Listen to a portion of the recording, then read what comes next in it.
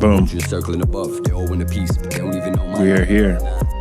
Say the same shit every time. Cloudy, ride to the airport, gotta get right for the Say plane. the same thing every goddamn time. Let me get a sip. Boom, boom, boom. I got nothing to talk about today. So we're about to freestyle, dog. Every week I freestyle this shit. People don't know that I don't come here with topics. I don't come here with topics. I come here with like some ideas. But I don't come with like too many notes. I have like some stuff pulled up on my computer sometimes. Sometimes I just have my computer open in case I need to look something up. But we're here. We're here. You know what a good, I was talking about that writing exercise Ron Funches was talking about, the love, hate, and fear. And I've been using that to, like, during shares and in therapy and during shares and in certain forums, I've been using that as like a way to get started. Like, okay, what do I want to talk about? Love, hate, and fear. But the idea that I did have today was to talk about fear. Because someone told me that rage is suppressed anger. Depression is repressed sadness. Anxiety is repressed fear. And I am so anxious. Always have been. That was kind of the reason I did drugs. I was just always worried about something, whether rational or not. And a lot of times very rational because I created a lot of chaos. And a lot of the chaos made me feel awful. I've always been a decent person, I think, even though my actions weren't decent, you know. But I had a guy he said he thought he was a good guy who just did bad things, but he finds out that he was a bad guy. So I think I was decent in the root of my brain. I just wanted to be liked. I just wanted friends. I just wanted to fit in. But I thought I needed to garner attention. So I would beat people up. And when I beat people up, people were like, Eric knocked that, you know, and I had a thing there. And then when I would hook up with girls, everybody was like, Eric hooks up with so many girls. It's just, I thought those were avenues to be liked. To have all the drugs and to have all the drugs and have everybody with me doing the drugs that I had or selling, you know what I mean? Like those things were avenues to be liked. But I said on the podcast, and one of my favorite clips that I hate to fucking suck my own dick. But one of my favorite clips that I've did on the podcast and talked about on the podcast was wanting to be liked. You know, I still want that. Man. I still, want everybody to like me. And it's very juvenile. And I think that's inner self. I think that's child self. You know, the delusion, like, because, high school, those years were so fucking whack. That's all I wanted then too, was just to be fit in. And, that still is part of my life right now. It still is part of my life. That was gross. Less part of my life than ever in my existence. You know what I mean? I just live my life. And like with this podcast, I don't care if people don't like it. I do it anyway. So like I can separate that now. But back to fear. I have a fear of being disliked. I have a fear of people talking about me. I have a fear of being found out. That's a big one I went through with my sponsor. Fear of being exposed. Because I've had the imposter syndrome, especially professionally, like in fitness, they say, you know what, man? Every business coach says, establish yourself as an expert. And motherfuckers I talked about that last week. Motherfuckers take that shit too seriously. There is one girl in particular who had a breakup. I know her. So she had a breakup And then she met this guy who was like enlightened, quote unquote, in the worst way, and like into like GMOs and like chemtrails and like you don't understand like QAnon elite pedophiles. We have to save the children and what is it like to be self-love? All uses all those buzzwords, talks about healing, which so do I. But I am so envious of her because she speaks so definitively. Like she really knows. And this last year, she was not like that. And now this year, she is fully like that. And that is weird. That's weird to me. That's weird to me. People think they're more qualified than they are. Blah, blah, blah. Said it last week. But that's very interesting to me. And professionally, I never feel like I'm an expert. Even as a fitness professional, I know a ton. I know a ton about it. Like enough to teach it. Enough to teach it efficiently and effectively. But I still don't think I'm an expert. I'm still learning. I'm still wrong. I call other people who I consider experts for their input on clients. I think that's what a good professional does. Refer out. Carly, clients experiencing XYZ, what should be the next steps on a nutritional base and an exercise base? That's what I do. Amanda, I need to, this client here's their BMR, here's their, energy expenditure, but they're still not losing weight. What am I missing? I refer out, So, I don't feel like I'm a fucking expert, which you're supposed, I guess there's such a formula that people are following right now. So many business coaches, Jesus Christ, so many online coaches, but that's the wave of the economy. That is, that's the way the economy's shifting. Especially with, after COVID, people are like, fuck, I can't personal train people one-on-one. I can't, do X, Y, and Z. So creating a coaching program allows you to do that anywhere you're not inhibited by geographics. You can market. Like for me, in this podcast, we get most of our love from Canada. We get a good amount of downloads from San Diego. But most of the love this podcast gets is from Canada, and that's the joy of the internet. You can go anywhere. But anyway, so many coaches, very coach-centric, especially San Diego, very coach-centric city. Everybody's a coach. Because you know what it is? No one wants to fucking work. Nobody wants to work. I don't want to work either. And I'm kidding. I want to work. I want to feel busy. And I think part of me with creating my coaching program, I wanted to create something substantial. So it's not like so subjective. So much of coaching is subjective. Like, here's my philosophy. Okay, provide philosophy. Your philosophy that works for you may tie your coaching together. So provide philosophy, which is subjective because it may work for you, but it may not work for other people. But supply something stable. So me as a coach, I'm evidence-based. I need to know the science. So if I'm doing something if I'm coaching you in a subjective manner, I'm using evidence and science to support the philosophy. That's work to me. That's work. That's doing work. That's providing something comprehensive and tangible. But a lot of coaching is not like that. A lot of coaching is woo-woo, which there's space for. I say that all the time. There's space for all of this. There's really space for all of this. So I'm not a hater. I'm critical of my industry though, which academics are critical of each other. That is academics. Theory versus theory, idea versus idea. You prove a study, we refute the study. So that's more so where I am. I want to allow space for everybody to get healthy wherever.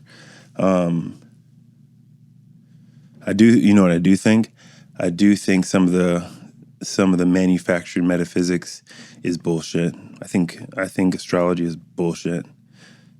You know, I really do. Sorry. I think your crystals are bullshit. You know, sorry. I know a lot of it. I'm sorry. I know a lot. But if you believe it, it's not bullshit. If you believe it and you can draw correlation, you know, and you can draw a perceived correlation in your life, then it works. Then it works. So then I'm an asshole. It's not bullshit. It's not bullshit, you know. So it's very interesting. Very interesting, the coaching space. But back to what I fear, it's the fear of not being liked, which I got to get over because I'm one of those people who's generally disliked. I don't know. I'm held at a very high standard. And that is not hubris. I'm held at and that is my experience. I'm held at a very high standard because other people do the same things that I do with impunity and forgiveness. And I have to be on my P's and Q's. I have to be, you know. So it's very interesting. Very interesting. I wonder what makes me held at a higher standard. Being big, maybe feel like people, like if I am overpowering people, maybe people feel like, oh, he just did that because he intimidated them. So there's that. Maybe because I care about my aesthetics and people think I have it together because I dress a certain way. Maybe it's that.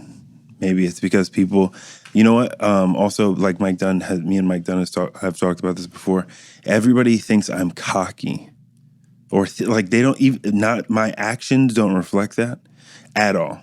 My actions do not reflect that at all. My actions actually, you know, express that I dislike myself quite a bit. Self-love. Hate yourself like a normal person. Shut up. Shut your mouth.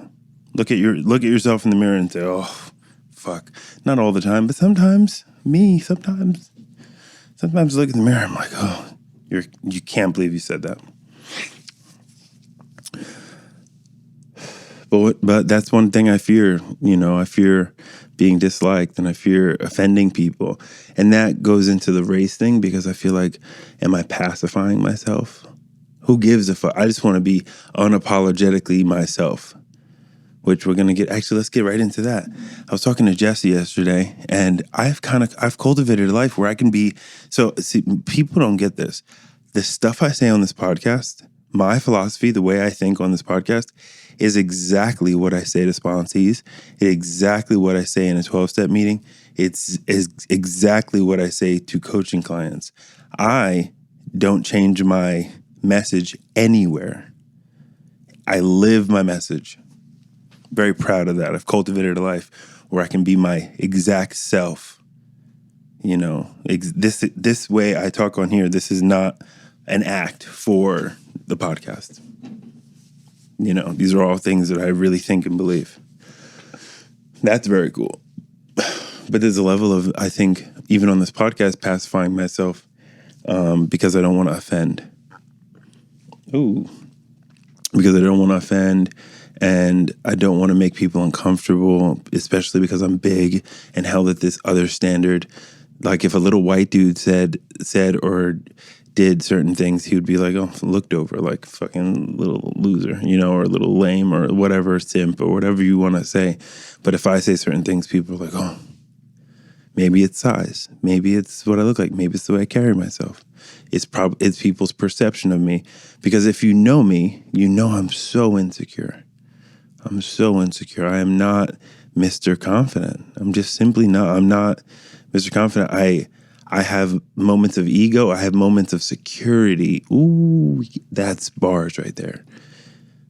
Not always confident, but sometimes I'm secure in who I am.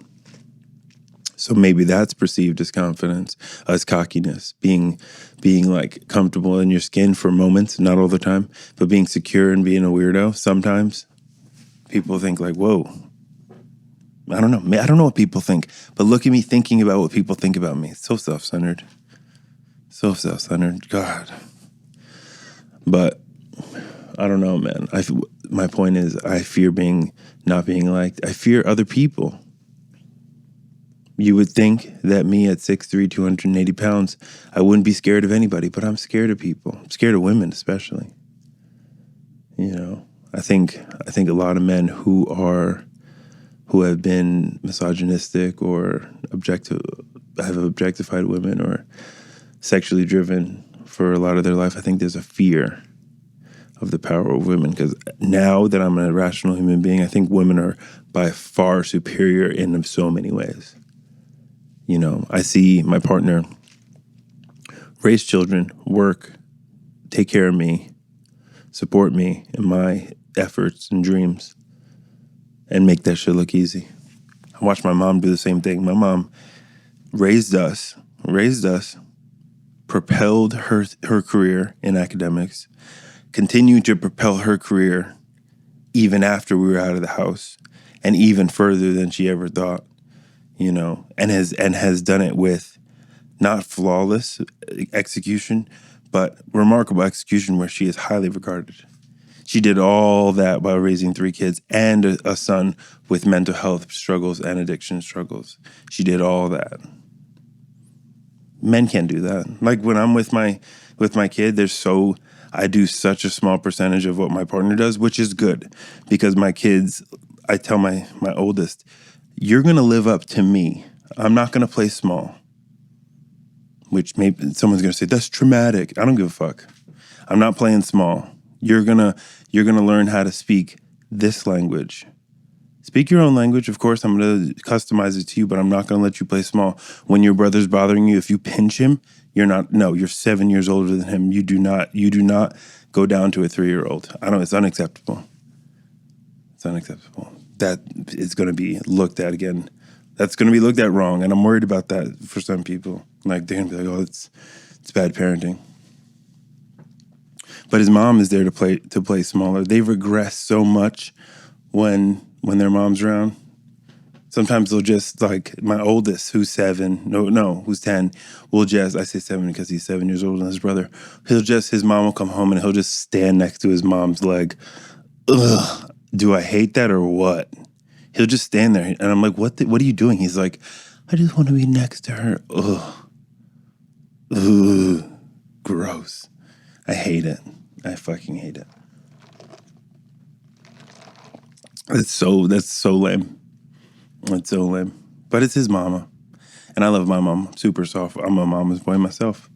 So I'm just hating something that I don't like in myself. I'm just like, nah, because I'm a bitch.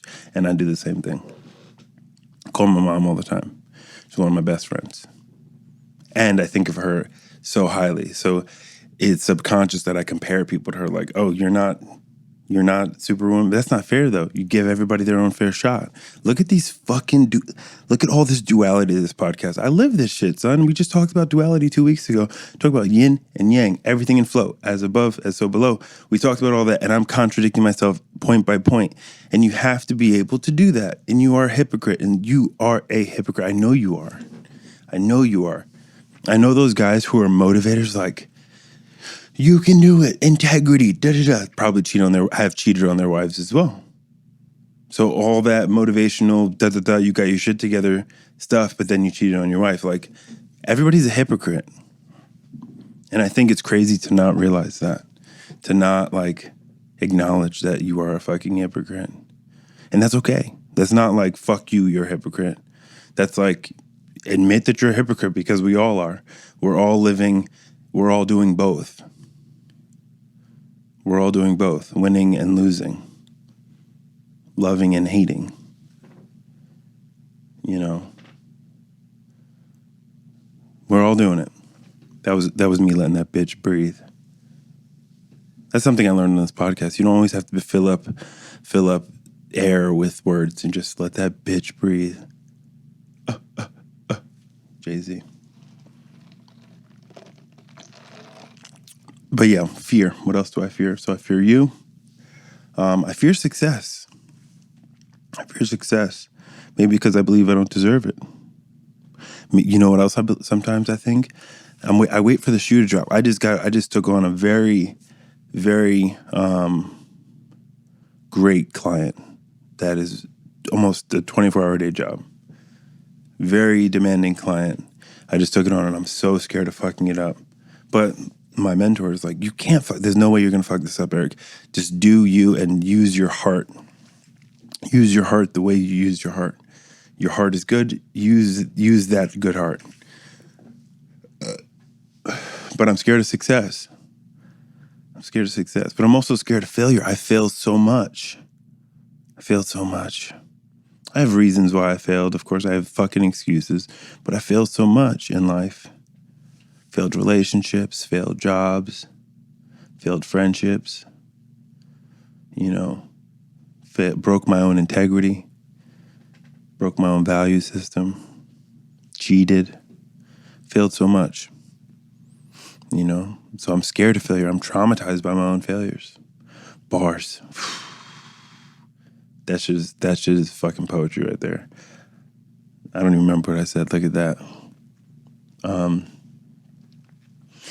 But yeah, man, scared to fail. And the more responsibility I get, especially the more popular this podcast gets, the more success I get professionally in other aspects, the more I'm scared to drop the ball and just blow it all up. But people don't know this.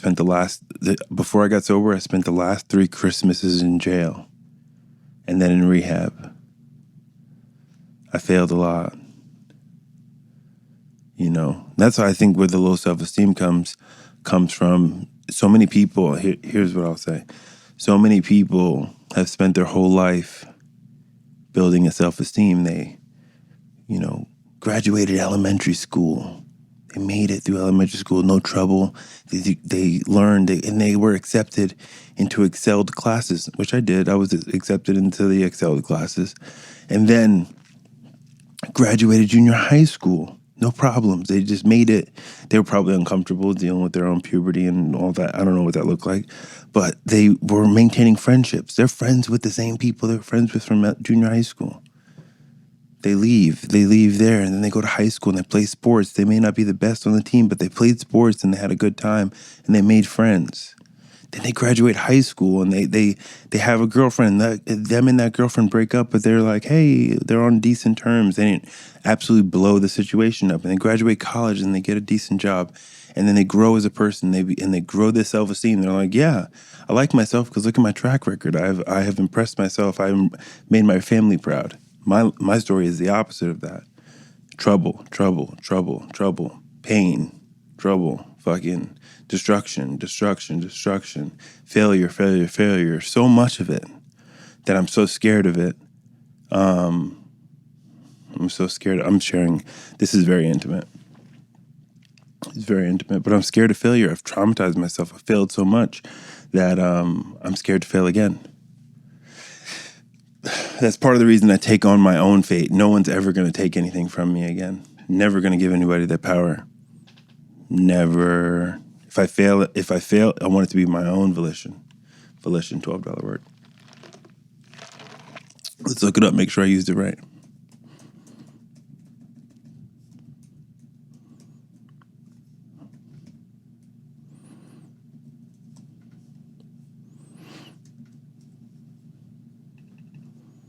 Yeah, failed my own volition.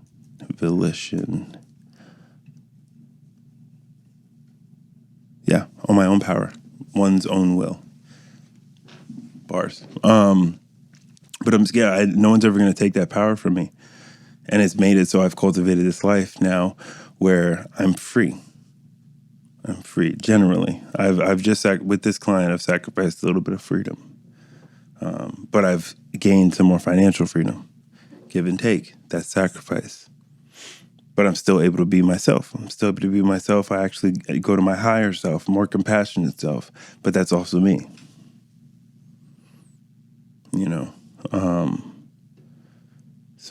But I'm scared of failure. What else am I afraid of? Love. That's the first thing I think of. That's the first thing, that's the third thing I'm scared of. But talk about, love and being fearful of love. Do I deserve it? Do I deserve for people to love me? Do I deserve to feel like I'm liked? I don't know. It's irrational. It's irrational to fear that. But that's emotional trauma. If so many of us replicate toxic relationships over and over and over again. We blame men and women. Oh, he was a narcissist. I don't think so, lady. I think you kind of suck too. Oh, she was crazy. No, you suck. I know you, Kevin. You are not awesome all the time. So she wasn't crazy. You guys just weren't popping because you both suck a little bit. So do I. It's not talking shit. So do I. Your relationship doesn't always work because she's crazy and he's a narcissist. Sometimes you suck. That's to a lot of women. It's to a lot of women it's very, you know what I see all the time? Empaths attracting narcissists. Shut the fuck up with that empath shit. Shut the fuck up. Stop trying to put put some metaphysical cloak over you. Like, I'm an empath. Like, when I go into a room, I feel all the energy in the room and I'm overpowered by it. That's why I have anxiety. And I attract narcissists because they can sense that I'm going to nurture them and they're going to be able to do whatever they want. But I'm a strong, independent woman and I'm not allowing that anymore. How many times have you guys heard that shit? How many times you've heard that shit so much, right? Like, that's so stereotypical. He's a narcissist. He knew he can. Shut the fuck up. I hate that shit. Not every guy's a narcissist. The clients I've dealt with narcissistic clients working in rehab. You meet narcissists or people who are in a narcissistic state because they're in that sociopathic, addictive state, which when I got sober, I was like, why don't I feel bad? My first month, I was like, why don't I feel bad about who I was? Took time. As I gained a conscience, as I gained more morals and values, I became more aware of my harms. That's 12-step. But and then if a guy's in his 20s and he's a narcissist, and you think he's a narcissist, is because he's concerned about himself. That motherfucker should be concerned about himself, and so should you, lady. You should too. That guy should be concerned about himself and getting what he wants. If that's having tons of sex, if that's doing well in college, if that's making money, he should do that. Your 20s should be about you as an adult chasing what you chase, and we should all know this. Guys don't, I listen to a bunch of other podcasts with some doctors, and a lot of people say dudes don't snap out of it until they're 28. That's when dudes kind of snap out of it. That's when I snapped out of it. It's something changed. That was me letting it breathe again. Something changed when I turned 20. I was like, oh, okay. My testosterone stopped doing fucking bench press. It was like, hey, we're going to jog. With testosterone, I was like, we're going to jog. We're going to take it a little easier, But something made sense when I was 28. Being a father made a little bit more sense. And now at 30, things make a lot more sense. I've actually matured. But in your 20s, you're not maturing. And there's this is not a great generalization. Some guys are way more mature than others. I know a lot of those guys who just got their shit together and, are good moral guys. But then a lot of the guys you're calling narcissists in their 20s are just being in their 20s. Selfish. You're supposed to be selfish. And so men and women, I'm talking about men and women, be sexually free, be financially free the best of you can, be free with your time, spend time with the people who you want to spend time with. Be selfish in your 20s. And don't blame guy or girl for being selfish in their 20s, which they're supposed to be. And if they're not selfish in their 20s, and they go their whole 30s raising kids, by the time they're 40 or 50, they're going to be selfish. I think that's what a midlife crisis is a lot of the time. You're like, I'm going to do what the fuck I want to do. I'm going to buy this fucking lifted truck because I want to. Maybe that's what a midlife crisis is. When you didn't take the time to be selfish. I think everybody should. I think we should stop, because if you read the DSM and talk about what a narcissist is, you have no clue. You have no clue. Let's look it up.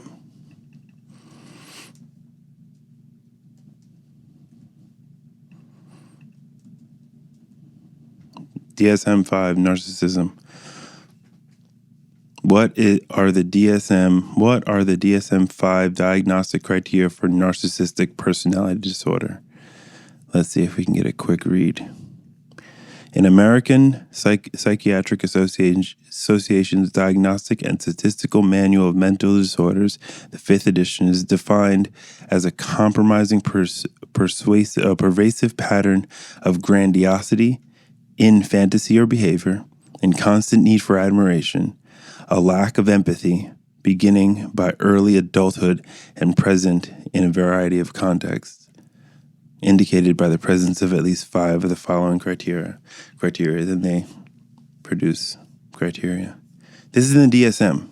You're calling someone and you're diagnosing someone, and you're using it very flippantly. Maybe just call him selfish. Just say that he's a selfish guy. Just say that. Stop with the empath, narcissist, fucking bullshit. I'm such a hater. You know what it is? I'm in the healing space. Right? This is what I do. Help people get better. I dedicate my entire life to helping myself get better and help other people getting better. I'm just more hard about it. Person's on drugs. I have a friend of mine. He was in rehab on Suboxone for 9 months. He escaped rehab, got a big check settlement, fucking left rehab. He belongs to the streets now. And my friends and I, we're worried. But you know what my response is? He belongs to the streets. He's probably going to die. And you know what? There's nothing that I can do about it. I can call him frothy emotional appeal, seldom suffice. Suffice? You can fucking plead with a drug addict or a mentally ill patient or mental health client. You can appeal. You can beg them, and they just don't have the capacity. Sociopathic and narcissistic tendencies within mental health diagnosis and another mental health diagnosis, acute drug addiction and alcoholism. There are then people present narcissistic tendencies and sociopathic tendencies because they're full flight from reality. But that's my approach. It's like, suffer more. Like if you're overweight and you don't like it, how much pain are you in? Are you in enough pain? If you're in enough pain, you're going to change it. The sad thing is, what fucks people up is that sometimes they're never in enough pain, or sometimes they're in so much pain that they can't get out of it. And that's natural selection. Oh my God, that is so fucked up. Most people are not going to make it. Not everybody's supposed to make it, myself included. I may not be successful in this realm, and maybe I wasn't supposed to be. Not everybody's supposed to make it. People want equality of outcome. Unrealistic body expectations. It's not unrealistic. She worked hard to get it. I know her. She worked really hard to get that body and to have that appearance. You know what I mean? That person, it's, you know what I mean? I don't even remember what I was talking about. But yeah, calling everybody a narcissist. Go to another fear. I fear being a narcissist. I fear my mental health struggles. I was talking to a friend of mine. We were in treatment together. I was 3.5 years sober in a cognitive behavioral therapy 5-week program. So when I talk about healing, just know I do the work. Yeah, bitch. Just know I've been there. Shout out to Grippy Socks. Shout out to the Psych Ward. Shout out to Smoke Breaks. Shout out to War Stories Gang. Shout out to Seeing the Doc every week. I've been there. You weren't with me shooting in the gym. But I was just talking to her, and I fear relapse on my mental health when I'm not sleeping. I'm spending too much money. I'm like, fuck, here it comes. When I get that, I'll share something. I heard somebody else share it on a podcast. But sometimes I just have a whisper in my ear that says, kill yourself. And I fear that. I fear that shadow self that's just looming. And then if I feel like shit for 2 days, extremely anxious for 2 days, and like just down in the dumps and negative, I'm like, fuck, here we go. It's going to be another 3 years of this. Because I had 3 years of that. Or 2015 or 2017.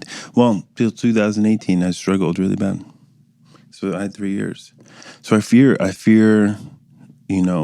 my brain giving up on me. Every year I say, that's how I use it. It's like, because like right now and all year during this podcast, I've been my best self. I've been sharing, I've been creative. I've been creating more and more, motivated to create more and more, willing to talk to people, naturally curious about things, naturally productive, just shining. I've been shining this year. But around November, August, it gets a little fuzzy. September is getting a little groggy. October, I'm getting a little ornery. November, down in the dumps. December, if it wasn't for my birthday and Christmas, I feel very happy. I love Christmas because I spend like such intimate time with my children and my family, and watching kids open presents is like better than most things. I know you like to go to Lake Havasu, but watching my children open presents is better. You don't know until when you have kids and you watch your kids open presents, you'll get it. Doesn't make sense now. So right now it's relative. You think that's a lot of fun. And it's just different phases in life, so I'm not judging. Have fun at Havasu. But depressed November, December, January. Usually February, March, I start to come out of it. Then I'm shiny again. This year, March was a struggle. And then I buckled down and said, I'm going to take my mental health seriously. And this whole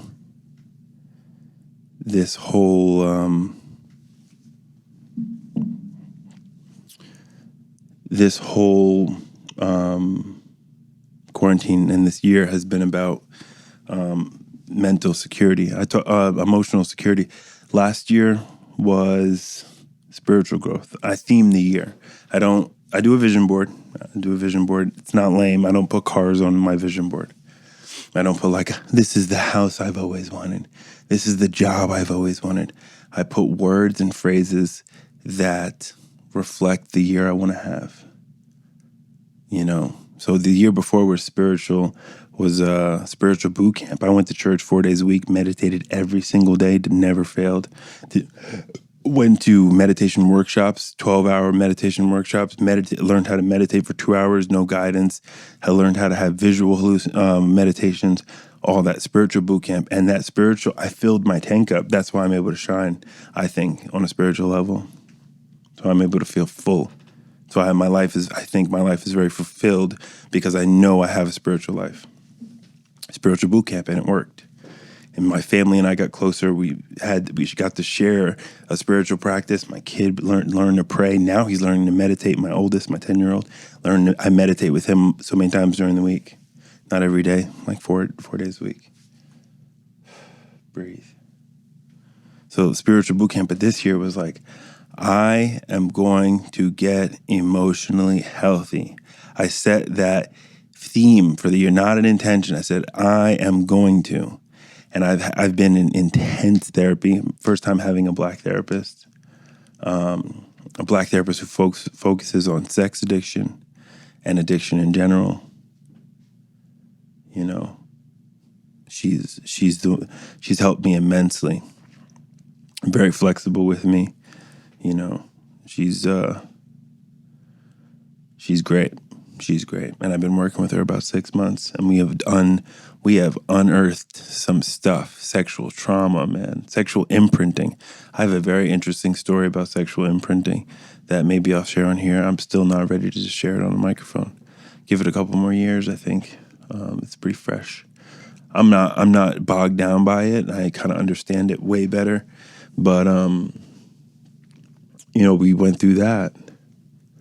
Went through borderline personality disorder and went through my relationship patterns, racial identity, racial conditioning.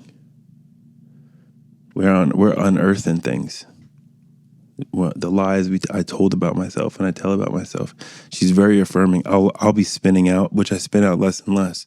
I had a rough couple weeks, couple months back, and I would call her in like crisis quite a bit and be like, "What do I do?" And I would feel immediately better after talking to her. Such a good therapist. Such a good therapist.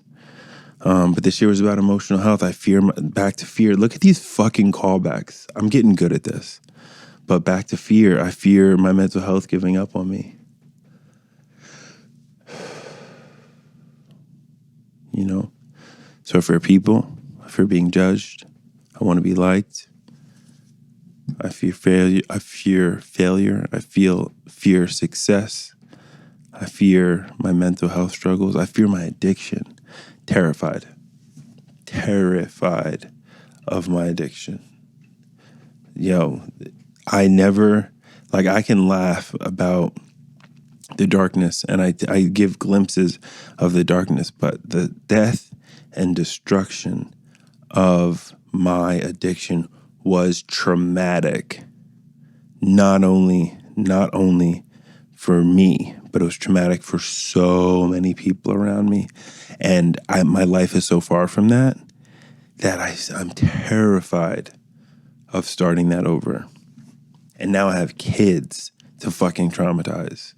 And I have a partner who's so fairly normal, so reasonable. I have her to traumatize. Then I have to wreck my pocket. Oh my God. I'm terrified of my addiction. But I'm also neutral in my addiction. Like, I go to places where people are drinking, where I'm the only person who doesn't drink. I am completely unaffected by it. Sometimes I'm like, damn, it would be nice, but I think that's reasonable. I think even people who do drink, who are like, I decided not to drink tonight, when they go to a party and see other people drink, they're like, oh, that would be nice to have a drink. I think that's very normal. But you know why I haven't had a drink? Because I tell people I've offered, and people have been pretty adamant about like, hey, you've never drank with us, dude. It's been 7 years, 6.5 years. You're not going to go back to that. And I say to them, the police will come. You don't understand. I will try to fight your dad. I will start crying and break windows. You may not be able to see this, but I had a full hole through my cheek from like having a fucking mental breakdown drunk. It's a full hole all the way through. Went to the hospital and they stitched that shit up. So I have a fake dimple. There. Fuck, man. I'm terrified of it. I never want that life again, and I don't want that life for anybody else. I don't want that shit for my mom. Diet junkie death, being on Imperial, talking to myself, spray shitting out of my asshole, fucking jerking off in front of someone's storefront. Fuck, man, talking to myself, just wandering across the street. Fuck, man, I don't want that.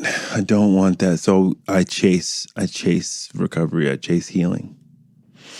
So I fear, man. But let's talk about a solution. Let's talk about you do it anyway. You grow anyway. And boom, lesson, message. If you know, you know. Where the mailman comes up, message. Okay, message. Shame and pain is a motivator. Where Bill Burr talks about, we're shaming. We're shaming suffering. We're shaming maladaptivity. Ooh, is that a word? I don't know. We're shaming maladaptive, thought processes, and we're shaming negativity, shaming, bad vibes. Sometimes those bad vibes are going to be the largest catalyst in your life and propel you into the fourth fucking dimension. Sometimes those fears are going to propel you into success. I think my fear of failure has propelled me into do the things that I do. If you go to the YouTube channel, Big Moo TV, look at this YouTube channel. Whether anybody watches or not, I do things like this. My team and I do things like this out of fear of failure. It's propelled me to succeed. My fear of people, two ways it goes. I try to be respectful. I try to bring people together. This podcast, I try to bring a human experience together. When I share in 12-step, I'm trying to bring everybody together. I'm trying to bring some thought into the room, trying to provide value into the room. In my work, working with clients, trying to connect on a human level, bring things together. Fear of being disliked, but it allows me to connect even further than I think a lot of people are being able to connect. I connect that way naturally. I'm a caller. I fear people, I fear rejection, but I'm going to call you and say, hey, how you doing? But that's my fear of not being liked. I want to be kind. I don't want people to say Eric's selfish and self-centered. My greatest liabilities motivate my greatest assets. Oh, we're dropping bars now. That's the message at the end of this. Pain is a motivator. I did a little workshop. I did one little lesson on it. Suffering and pain is a motivator. It can change your life.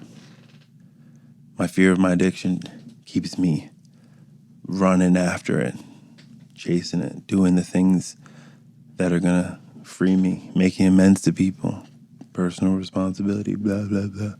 Same shit I say all the time. That girl who I was referring to 20 minutes ago, who became a coach because of the bad breakup she was in and went on her healing journey. Now she's helping other people heal. Her pain was the catalyst. The immense pain she felt in that breakup. She said, I want to help other women not feel this pain. I know another woman who's a coach for divorced women. She felt destroyed by her abrupt divorce. So she's like, I'm going to coach other women through their difficult divorces. Pain can be a motivator, But the sad thing is some people never make it. Some people suffer their whole lives. If you look at addiction recovery, 2% of the 10% of the population that is addicted recovers. That's why you see LA, San Diego, Seattle, New York. See the homelessness is just it's drug addiction and mental health. That's what it is. It's not poor economy. So get rid of that. Get rid of that.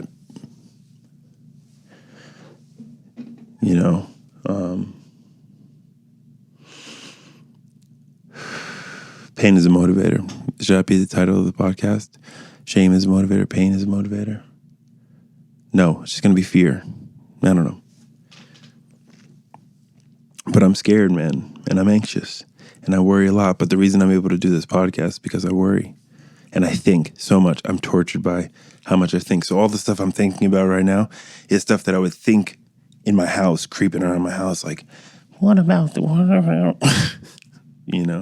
the middle of the night. That's why I love the work I'm doing right now, because I'm in the middle of the night working. But yeah, all these things, like thinking is like my gift, my liability, and my asset. Someone asked me an interesting question, and I'm going to do some mental masturbation to break down the question. Let's see if I can do it justice. He said, how do you perceive consciousness? His theory is that consciousness is entirely in the brain. That's what he believes. He says, because even in a meditative state, you need your brain in order to perceive, be in a conscious state, to be fully aware. When I say consciousness, let's look it up.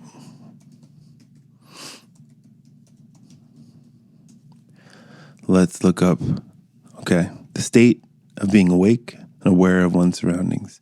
The awareness or perception of something by a person. The fact of awareness by the mind of itself and the world. That's very neurologically centered. So that was his theory, which his theory has a portion that is correct by direct definition. But I think when we use the word consciousness, a lot of us are using it in the metaphysical, right? We're using it as a larger overlaying, theme of consciousness. I would consider myself a conscious human being in the literal sense, in the sense that I understand where I am in space and time. I understand where I am in this current moment. I understand where I am emotionally, feel very centered in that. Understand that I'm very present in this moment, talking on a microphone. Think I'm a conscious human being, very self-aware. Nothing's worse than someone who's not self-aware, like just doesn't understand. I was that person. I was just unaware of my relationship to the world around me. It's a nightmare to watch. But I think that's what I would consider myself on an intellectual level, conscious.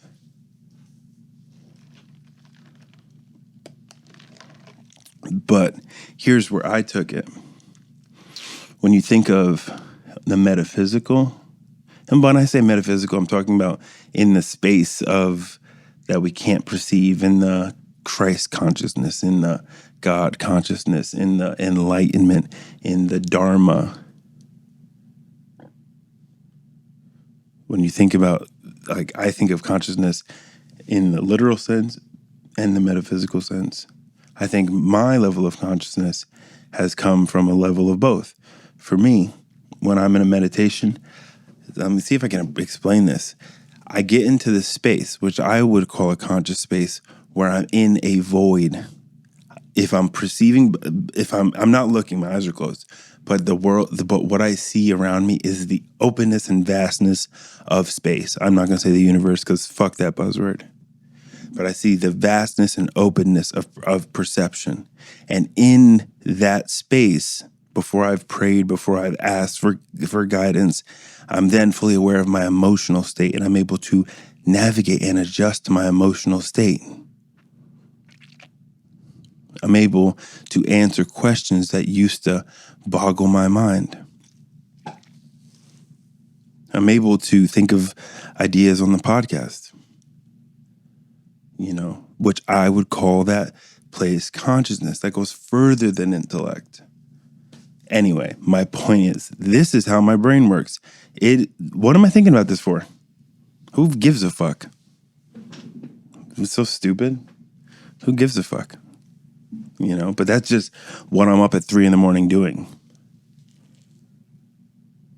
It's mental masturbation. Just thinking for the sake of thinking because it feels good. But yeah, man, fear.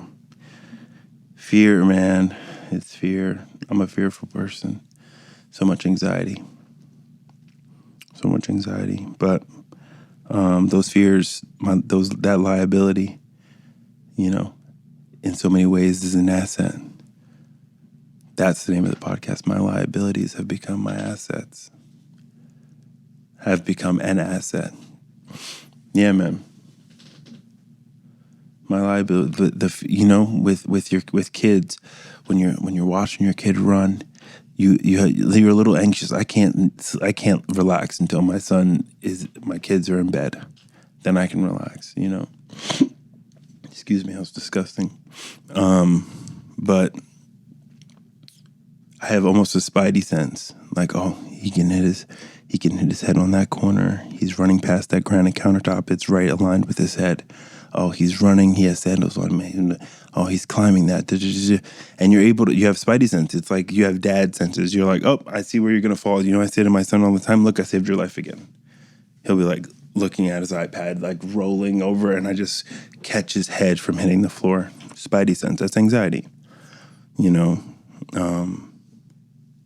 There's so many things I'm anxious about. The future.